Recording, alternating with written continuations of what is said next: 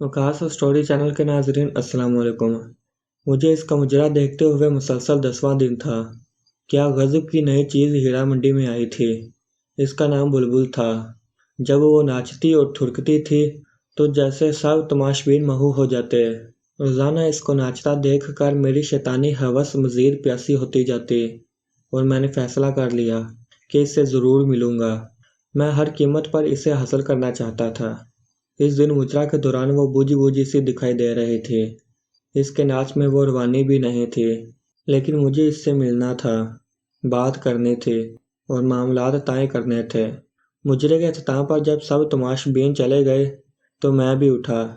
वो कोठे की बालकोनी में अपनी नाका के साथ किसी बात पर उलझ रही थी। दरवाजे के थोड़ा सा करीब हुआ तो मैंने सुना कि वो इससे रो रो कर कुछ मज़ीद रकम का मुतालबा कर रही थी, मगर नाका इसको धुतकार रही थी और आखिर में गुस्से में वो बुलबुल को अगले दिन वक्त पर आने का कहकर वहाँ से बुड़बुड़ाती हुई निकल गई। बुलबुल को पैसों की अशद ज़रूरत है, ये जानकर मेरे अंदर खुशी की एक लहर दौड़ गई। चेहरे पर शैतानी मुस्कुराहट फैल गई कि इसकी ज़रूरत पूरी करके मैं इसके साथ जो चाहे कर सकता हूँ। मैं इसकी जानिब बढ़ा। इसका चेहरा दूसरी तरफ था और वह बुर्का पहन रही थी। पास जाकर जब मैंने इसे पुकारा तो वो मेरी तरफ मुड़ी। इसका चेहरा आंसुओं से तर और बर्फ की मांद ऐसे सफ़ेद था जैसे किसी ने इसका सारा खून निकाल लिया हो। इसकी ये हालत देखकर मैं चकरा सा गया और इससे पूछा कि क्या हुआ है, वो ऐसे क्यों रो रही है। मेरी तरफ देखते हुए वो चंद लम्हे खामोश रही और मेरे दोबारा पूछने पर घुटी घुटी आवाज़ में बोली, माँ मर गई। क्या? जब मुझे इसकी समझ नहीं आई तो वो बेख्तियार रोते हुए दोबारा बोली कि आज मेरी माँ मर गई। इस जवाब से जैसे मेरे मुंह को ताला लग गया। मेरी शैतानी हवस जिसको पूरा करने के लिए मैं इसकी जानिब आया था, मुझसे मीलों दूर भाग गई। तो तुम यहाँ क्या कर रही हो? मैंने गुस्से और हैरत से इससे पूछा। कफन दफन के पैसे नहीं हैं मेरे पास, इसलिए मैं मुजरा करने आई थी, मगर नायका आज पैसे ही नहीं दे रही। कहती है बहुत मंदी है। तमाशबीन कोठे पर नहीं आते, जो आते हैं वो पहली की तरह कुछ लुटाते नहीं। वो कह रही है कि ईदी वालों से अपनी माँ के कफन दफन का इंतज़ाम करवा लो। इतना कहकर वो बुर्का पहनकर कोठे से बाहर निकल आई। मैं भी इसके पीछे चल पड़ा। मैं तुम्हारी माँ के कफन दफन का बंदोबस्त करता हूँ। वो चंद लम्हे मुझे मशकूक नज़रों से देखती रही और फिर खामोशी के साथ मेरे साथ बैठ गई। गाड़ी टकसाली से बाहर निकालते हुए मैंने बुलबुल से इसके घर का पता पूछा। वो इलाका मेरे लिए नया नहीं था, कई बार मैं वहाँ से गुजरा हुआ था। मैंने गाड़ी इस तरफ मोड़ दी। सारा रास्ता वो खामोशी से रोती रही। मेरे पास इसको तसल्ली देने के लिए अल्फाज भी नहीं थे। कुछ देर में हम बुलबुल के घर पहुंच गए। ये छोटा सा एक कमरे का घर था। सहन के बीच में चारपाई पर इसकी माँ की लाश एक गदले कंबल में लिपटी पड़ी थी। सहन में बल्ब की पीली रोशनी वहां बसने वालों और घर की हालत चीख चीख कर अया कर रही थी।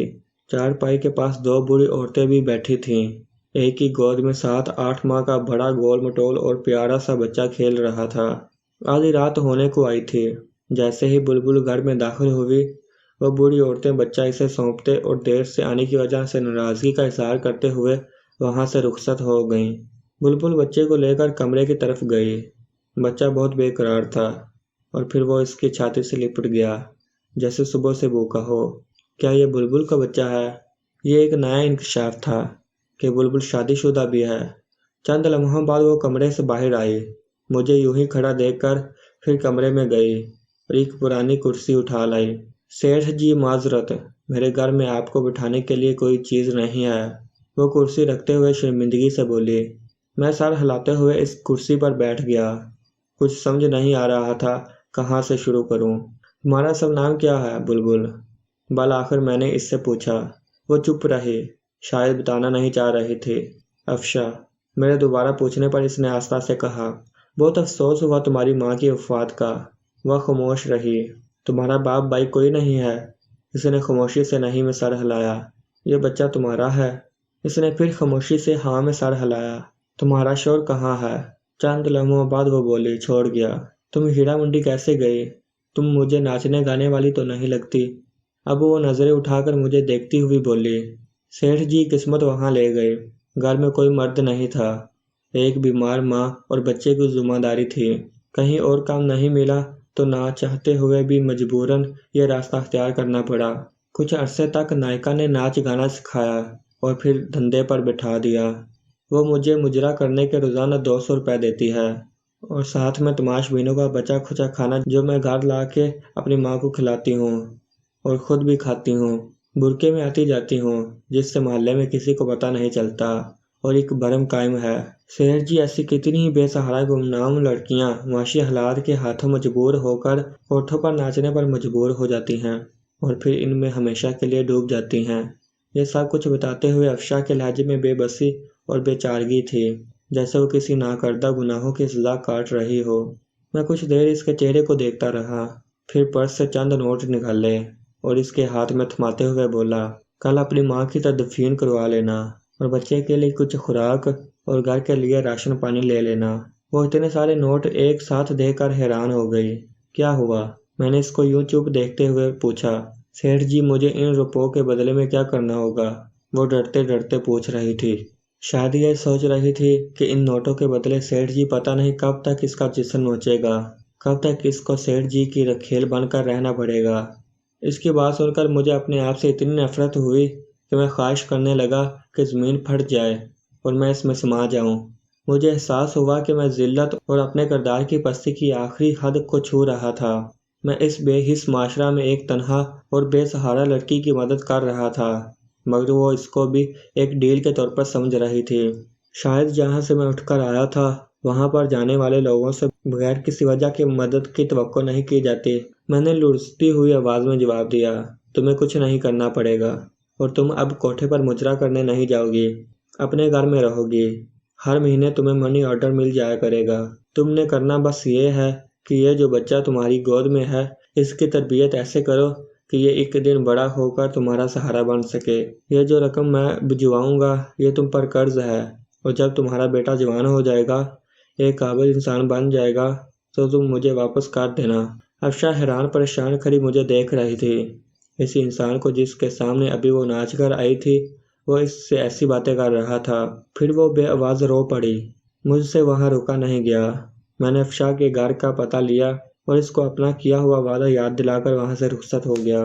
सारे रास्ते मैं यही सोचता रहा, मुझे तुमसे कुछ नहीं चाहिए, मुझे तुमसे कुछ नहीं चाहिए अफशा। जो तुमने मुझे दिया है मैं इसका एहसान सारी उम्र नहीं उतार पाऊंगा। तुमने मुझ में दफन इस इंसानियत को जगा दिया जो मैं दौलत और शैतानी हवस के नीचे दबाकर मार चुका था। तुमने मुझे फिर से इंसान बनाया है अफशा। इस वाक़े के बाद मैं इन तमाम बुरे कामों से तौबा करके इसकी बारगाह में गुनाहों का बोझ लिए हाजिर हुआ। हर रोज़ इसके सामने अपने गुनाहों का एतराफ़ करता, उससे माफ़ी की दरख्वास्त करता। मैं बाकायदगी से हर माह अफशा को मनी ऑर्डर भिजवाता रहा। कई दफ़ा दिल किया मैं इस मसीहा को मिलकर आऊँ जिसकी वजह से मुझे इन तमाम गुनाहों और बदकारियों से निजात मिली, मगर हर दफ़ा एक शर्मिंदगी आड़े आती रही कि कभी मैं अपनी शैतानी हवस के लिए इसका प्यासा था। और फिर वक्त गुजरता चला गया, दिन महीनों में बदलने लगे और महीने सालों में तब्दील हो गए, मगर मैं अफशा को भूला नहीं था। वो भी मेरी तरह बूढ़ी हो गई होगी और इसका बेटा भी जवान हो गया होगा।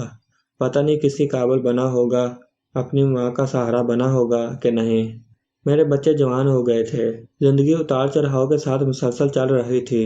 एक शाम छुट्टी के दिन जब मैं अपने घर में मौजूद था तो मुलाजिम ने आकर मुझे बताया कि एक औरत और इसके साथ एक जवान लड़का आपसे मिलने आए हैं। कौन है? मालूम नहीं साहब, पहली बार इनको देखा है, मुलाजिम ने मौदबाना लहजे में जवाब दिया। अच्छा, इन्हें ड्राइंग रूम में बिठाओ, मैं आ रहा हूँ। कौन हो सकता है? यही सोचते हुए मैं ड्राइंग रूम की तरफ बढ़ा। एक औरत पुरनूर चेहरा के साथ सफ़ेद बड़ी चादर में खुद को छुपाए हुए हाथ में एक पुरानी सी डायरी लिए खड़ी थी और इसके साथ अच्छे कपड़ों में मलबूस एक बड़ा हैंडसम नौजवान खड़ा था। इस लड़के को मैं जानता था, वो हमारे इलाके का नया डीएसपी अहमद था। सलाम सेठ जी, मैं अफशा हूँ और ये मेरा बेटा अहमद। जो ही इसने अफशा का नाम लिया मेरे जहन में इसका माजी का चेहरा घूम गया और फिर मुझे पहचानने में देर नहीं लगी कि वो अफशा थे। आप मुझे पहचान गए ना?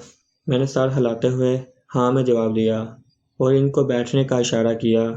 अफशा फिर अपने बेटे से मुखातब होकर बोली, अहमद बेटा, यही है मेरे मसीहा जिनकी बदौलत तुम्हारी माँ गंदगी के दलदल में गिरते गिरते निकली, और यही हैं जो तुम्हारी पढ़ाई का تمہیں یہاں اس مقام تک لانے کا ذریعہ ہیں۔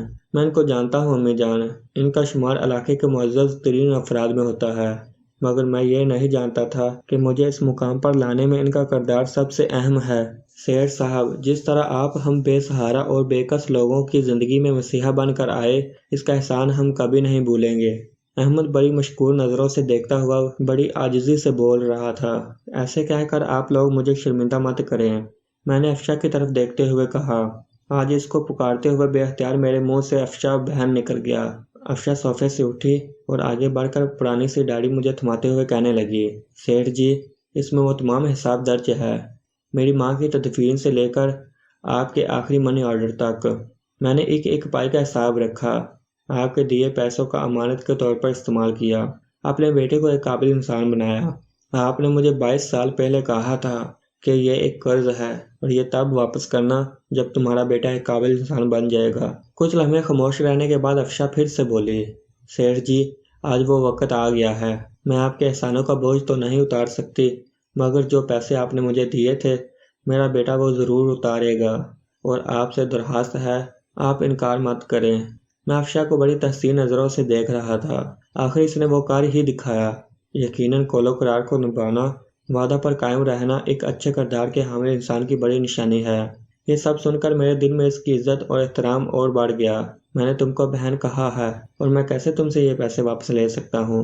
مجھے یوں شرمندہ مت کرو۔ میرے رکے رکے الفاظ میں پیسے نہ لینے کی معذرت چھپی تھی، مگر وہ باضد تھی۔ مجھے اس کے سامنے ہار ماننا پڑی اور وہ تمام پیسے جو میں اس کو منی آرڈر کی صورت میں بیچتا تھا، اس کو واپس لینے کی ہمیں بڑھنی پڑی۔ پھر وہ دونوں مجھے اپنے نئے گھر کا پتہ دے کر اور آنے کی تقریر کر کے وہاں سے چلے گئے۔ ارم، میں نے تمہیں کسی سے ملوانا ہے، میرے ساتھ چلو گی؟ شام کو میں نے اپنی بیگم سے کہا۔ کیوں نہیں چلوں گی، مگر کون ہے اور کس سلسلے میں ملنا ہے؟ بیگم نے سوالوں کی بوچھاڑ کر دی۔ میں نے روبی بیٹی کے لیے ایک لڑکا پسند کیا ہے، تم مل لو، اگر تم کو پسند آ جائے تو پھر اس کے بعد روبی سے بات کر لینا۔ میں نے مختصر لفظوں میں اسے وجہ بتائی۔ اگلے دن میں اور میری بیگم ارم ناز افشا کے گھر میں تھے۔ ارم کو بھی احمد بہت پسند آیا۔ ہم نے پھر افشا سے احمد اور روبی کے رشتے کی بات کی۔ افشا کو بھلا اس سے کیا اعتراض ہو سکتا تھا، وہ پھولے نہیں سما رہی تھی، اور یوں میری بیٹی کا رشتہ افشا کے بیٹے احمد سے طے ہو گیا۔